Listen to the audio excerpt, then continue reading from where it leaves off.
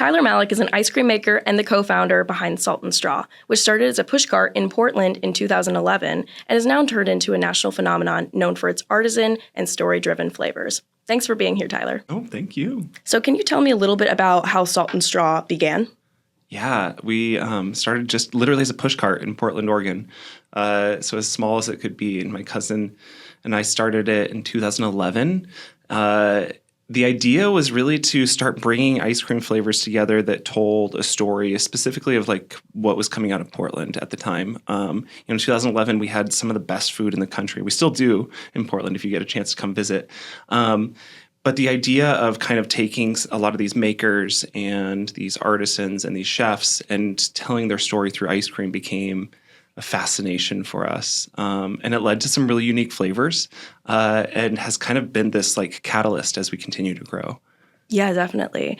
And you're known for these artisan, story-driven flavors. Can you tell me a little bit about what some of those range from? First of all, you have to know a little bit about Oregon before we dive in, because really the state is one of the most biodiverse regions in the world. We get a lot of kind of comparisons, especially to kind of the wine regions of France, parts of Italy and Spain. And because of that, we grow, we grow the most hazelnuts in the country.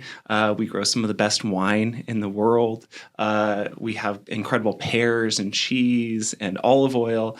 And so we love telling these stories of the farmers, but then also like the food artisans that come out of that. So we've got one of the best charcuteries, actually the first USDA approved charcuterie, artisan charcuterie was started in Portland at Olympia Provisions.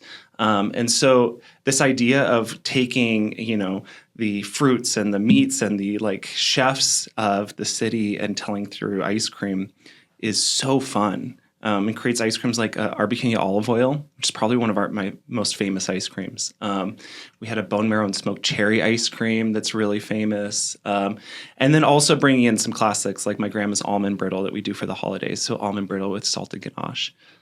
When did you know that this sort of esoteric ice cream shop had the potential to be a national brand?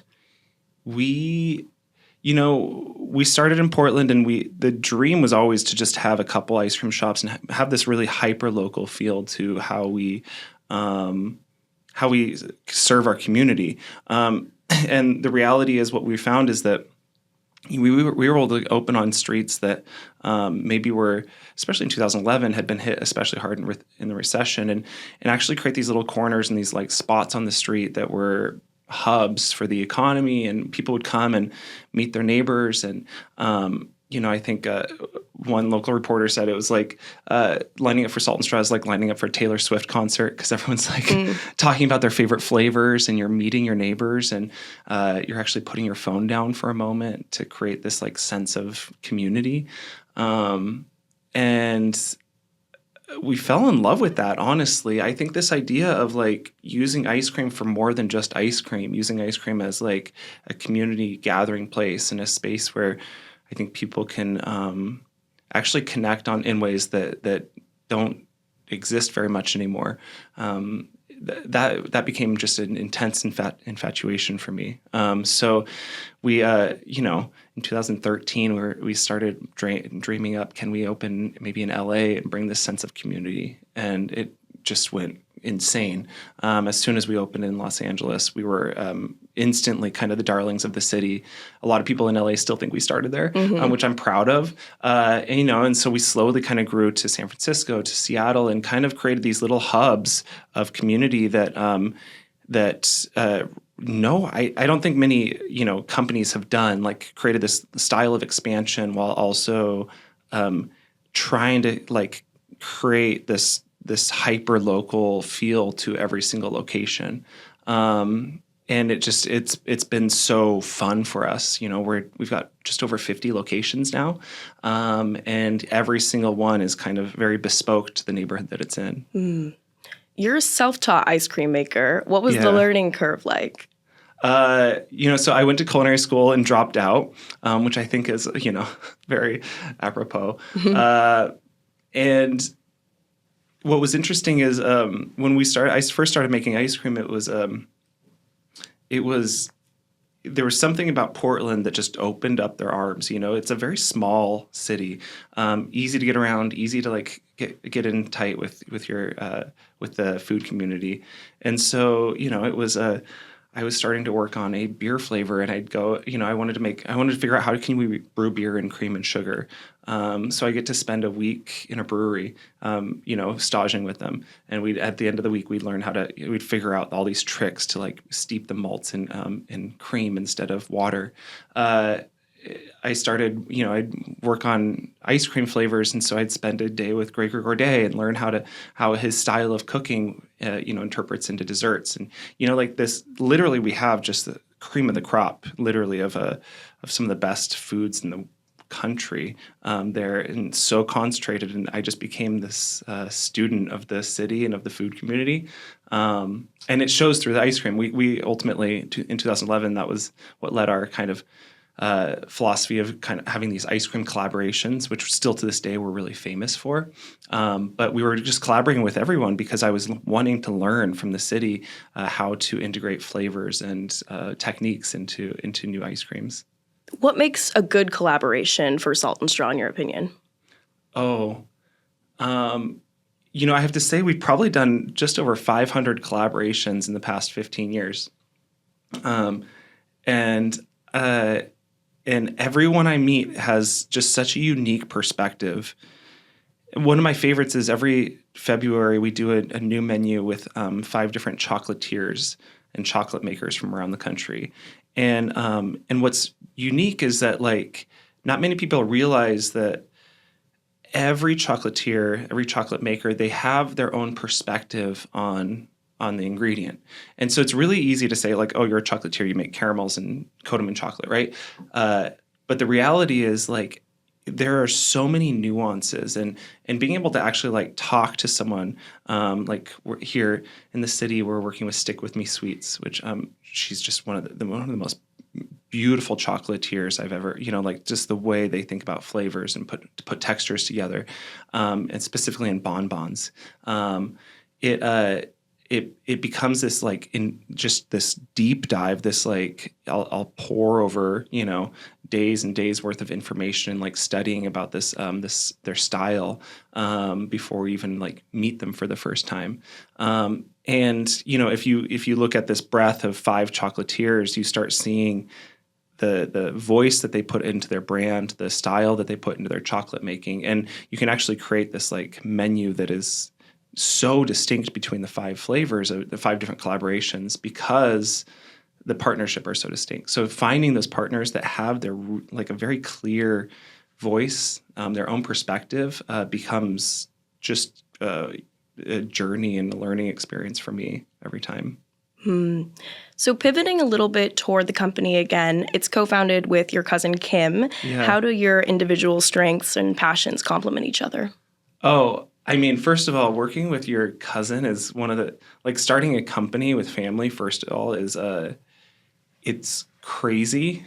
And I think most people would probably say don't do it. And I think Kim and I, we instantly, like within, we've been working together for 15 years. And from day one, it's just been one of the funnest things in the entire world. I think what's cool is finding someone like her, where we've got obviously these shared values and how we, like we grew up, obviously, and but drastically different perspectives on what hospitality means and how to create experience, and by that I mean like very complementary perspectives. I think her vision for how you integrate with community and with local business leaders, and versus my vision of how you integrate with the agricultural industry and the local chefs. Together, it just multiplies itself, and it's fun because I think like for me, I'm incredibly introverted, and so I love like this idea of just like going deep with someone, and for her she's very extroverted, and so we also just like have this like power together that works so well. You mentioned earlier about several of the different flavors that you source locally and are inspired by from the environment that you're in, and you've created over 1,500 unique flavors. Is that right? Yeah, so So, many. how else do you start when considering to create a new flavor? Um, I think for us, what we're really famous for at Salt and Straw is that we every single month we have a new menu, and it's a hard start and a hard stop date on a menu. Which not I don't think there's not many companies, especially no restaurants in the country that do this because it's really hard. But the idea is that when you come in to Salt and Straw, it's an event. Like every single month, we have something new to talk about. There's a new set of flavors, and we also want to open up your minds and kind of teach you a little bit about something. And so, in January, we do a whole menu that's all vegan. We call it our Vegan Indulgence menu. And the reality is 20% of our ice cream that we sell is vegan. We're really proud of that. But the fact is, like, doing a whole month to explore different nut milks and oat milks and barley milks and the textures that come out of that and the flavors that you can amplify with those ingredients becomes so fascinating for someone to deep dive into. And then, we go into our chocolatiers menu in February, and we've got a cereal menu in March where people just freak out over the cereal, using like these nostalgic cereals. So every single month we've got this cadence where it's something new. It's almost this pop-up at Salt and Straw. And we've been doing it for 15 years. So 15 times 12 different pop-ups. But for me, it becomes this cycle of innovation, and it's built into our DNA to constantly be looking for the new story to talk about and telling it through our ice cream, which it's great. I mean, honestly, like I said, it's part of our DNA that we are innovating, and as a business leader, it's easy to say, it's hard to explain, right? Like the fact that down to its core, literally every Excel sheet that our supply chain team uses has a monthly cadence built into it. Every training document that a new scooper in our shops goes through, they learn how to learn monthly flavors. Like it's there's everything that goes into this, and it becomes like just this style of innovation that really no company, especially you think of bigger companies, no one could ever replicate. Is there any rhyme or reason for why the vegan flavors are in January, why the cereal is in March? Oh, I think there's something, it's a little bit of feel, but I love, this is fun talking to Forbes because it is I always equate our menu, our seasonal menu, to like a monthly magazine. And really, so like working with writers is really fun because it's always like what is going to be the cover story this month. And that's how we think about it. So January, Veganuary is really helpful, like this, something about the new year, wanting to like dive in, reduce your meat and dairy consumption obviously helps, but also it's just it's a fun time of year. There's also a lot of really good ingredients that are in season at that time that work well. So citrus is incredible with coconut cream, for example. So there's a few different reasons. So speaking of holiday menus, including your holiday series, I'm wondering how you take something like a holiday treat that's very classic and recognizable and make the Salt and Straw interpretation feel fresh and unexpected. Yeah, our holiday menu in December is probably one of the most famous of them all. And that's what, honestly, people come in droves to taste our ice cream menus in December specifically. It's the perfect it's the perfect menu. So if people are coming from out of town and you're looking for something to do, come to Salt and Straw because this menu in particular is insane. Our holiday menu is it was tricky to write because every year we go through this and we start thinking, should we try and do holiday cocktails or and every year for 15 years I always come back to if we're in December, you want something really comforting, nurturing, and approachable. Like you want to recognize these kind of really traditional cookies and desserts. And so there's something very surprisingly traditional about our holiday menu every year when you come into Salt and Straw. But at the same time, it's got this deep connection to specifically my history of cooking. The first recipe I ever learned, I remember being 8 years old and making almond brittle with my grandma in Montana, Conrad, Montana, if anyone knows. And so that recipe still to this day is on our holiday menu. Her gingerbread cookies, she called them crybaby cookies. We usually have that on the menu. Why does she call them that? I think I've got a lot of theories. I think it was because I would cry when she would run out of them. Okay. There's actually like another lore around nonsense names around cookies, like Snickerdoodle. So there's a few different theories, but crybaby cookies is what she called them. That's great. So, keeping it very traditional and close to my heart, I think has always been really successful. And it's probably our most traditional menu of the year, but incredibly indulgent.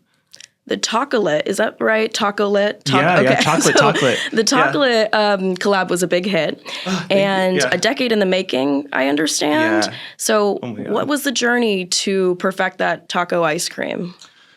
Okay, so we brought back our version of the ice cream taco, which has been a daunting journey. To be honest, the original Choco Taco is so nostalgic to everyone. Like you could talk to especially if you go into Reddit, you're like, oh my God, this is such a beloved thing for people. And the reality is for a lot of us that grew up with it, it never quite lived up to what you hoped it would be. And I don't know if that's fair to, and the reality, in retrospect, oh my gosh, they were so hard to make. And for 10 years, we've been, in our test kitchen, we've been just poring over what went wrong with the original taco. Like why was it that the cone was always just a little soggy? Why was it that the chocolate wasn't robust and crunchy and have this richness to it? And so for 10 years we've been working on techniques and tools and equipment to actually figure out how to completely flip it on its head. About 3 years ago, the new CEO of Taco Bell came to us. He's one of the most innovative people I've ever met in my life. Sean Tresmont is his name, and he said he pulled up a picture because we did a little pop up. We made handmade tacos for a week, and he pulled up the picture and he's like, "This is the coolest thing I've ever seen. How can we do this? How can Taco Bell support you in making this bigger?" And so for 3 years, I've been on the phone weekly with their commercialization team, learning. We've been working with equipment makers literally in 5 different countries across the world, and it's been ramping up to launch this new taco that I think is pretty revolutionary for the ice cream industry. I know that sounds weird, but highfalutin a little bit maybe, but the reality is ice cream innovation specifically in the US has been stunted for 25, 30 years, specifically in the novelty form. And if you look at how many articles have you read about I went to Tokyo and found these 50 ice creams that I fell in love with, and some of them are in the shape of a corn on a cob, and just, it's super innovative. And you see the same thing in Europe, and you see this, see the same thing in Southeast Asia. The crazy thing is, for some reason, the U.S. has just completely been stunted on all of that innovation. And I feel we have kind of pushed the envelope on innovation on ice cream flavors from a scoop perspective. And I think this is our opportunity to kind of push the envelope from a novelty perspective. Yeah. Why do you think that is, that the U.S. is not making corn ice cream or, ice cream in the shape of a corn, I should say?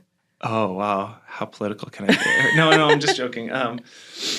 I think there's a lot of factors. I think that specifically in some of the bigger metro markets, think Tokyo, Paris, Hong Kong, grab and go is a lot more common versus in the US, just the fact there's a little bit more sprawling. And so people want to go and get bigger quantities. They want to get a gallon of ice cream to scoop for their family for 2 weeks rather than get something in the moment at a really cute, quick, fast market, quick market, a 7-Eleven in Tokyo, for example.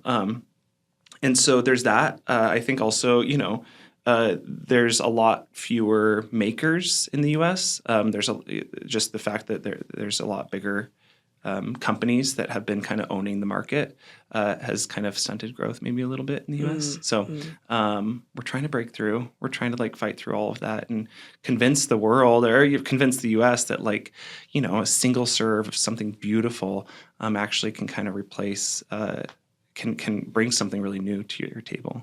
Chocolate is step one. It's step one. Yeah. So after a robust national presence, you are finally in New York City as of this year. Yeah. How are you maintaining Salt and Straw's core ethos that was sort of built in the West Coast, and especially bringing it to a massive market like New York City? Oh my gosh, we have 2 locations in Manhattan, which is crazy. I'm not going to lie, I'm like a small town Pacific Northwest boy. And so coming to the big city has been daunting and wonderful. This is the epicenter of food for so many reasons. And I was really nervous. I think when we first started dreaming of opening in New York, I started sending out emails to some of my favorite, companies and artisans in the city, just kind of there's no way they'll answer, right? Like reaching out to Bread's Bakery, for example, which is probably one of the best bakeries in the world right now. Just kind of cold calling him and being like, would you ever let us let us use your babka and ice cream? And within days, people were responding in just open arms, bringing us in and letting us, I got to tour the bakery. We spent a day with Gotti, the owner, and to this day, we're texting every couple days, about flavor ideas. This idea of just coming into the city and being, I think, like I said, slightly overwhelmed, but also completely welcomed and open arm, brought in to the fold, was I don't know, such a gift, honestly. This city is, it's much smaller than it looks, I guess, is the best way to say it. It's been fun. We have, hyper local flavors built into our menu, and flavors that you can only get here in New York, which has been our ethos from day one. And being able to do that from halfway, I guess completely across the country, has been something that I just wouldn't have thought was possible, but has been really, really profound.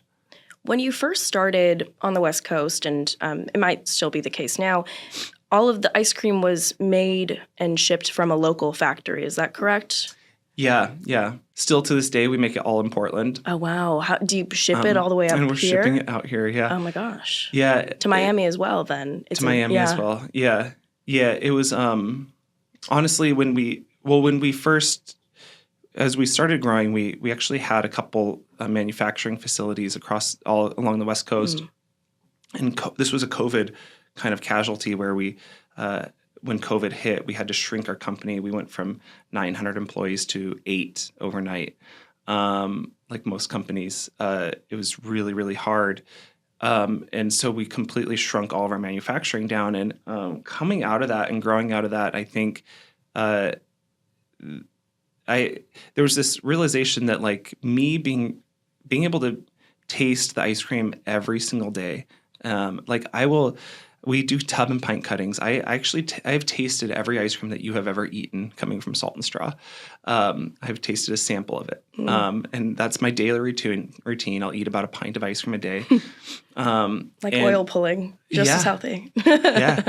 And so there's something so, I think from a level of quality, our ice cream the quality of our product has just skyrocketed coming out of COVID. And that's because we've doubled down on this investment in the city of Portland, in our people, in our space, and our quality there. So it is weird to ship ice cream all the way across the country. But also that supply chain network exists. And it's, we're small fries in the grand scheme of things. Yeah. So it's not as hard as it sounds, and I actually get to taste all the ice cream before it ever gets to you. Yeah, definitely. So that helps maintain the quality, I would assume, because it's all coming out of one factor or one area, which is in Portland now. Exactly. And, for the reality is like our level of innovation is so intense.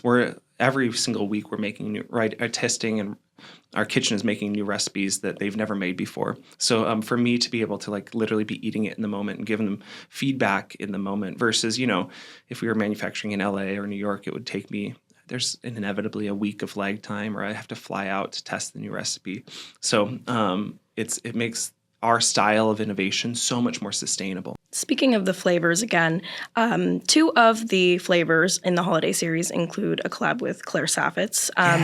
So what is it like to take a celebrated baked good and take that texture and profile to an ice cream flavor? Yeah, I mean, we got to work with, it's been crazy. So cool. Claire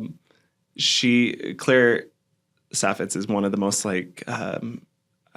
profound bakers of our generation. I don't know how to say this in any other way No, than that's right.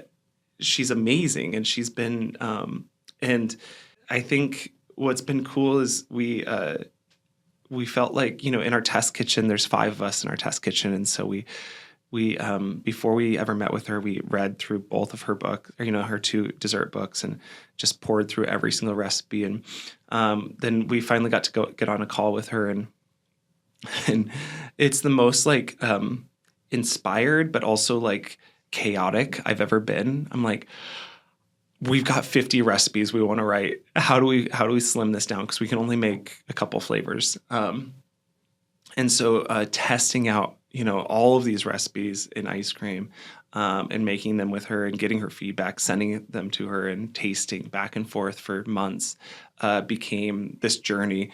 Our goal is to only have one flavor for a collaboration. That's typically, and at the end of it, we all looked at each other and we're like, well, maybe we should do 2, because this is it was so hard to slim down. The recipes were incredible. Her books, I mean, they were designed. There's some of the best baked goods, especially for the holidays. Everything in her books, specifically Dessert Person, it's like the perfect holiday baking book. And so we were just it was just overwhelming how inspired we were.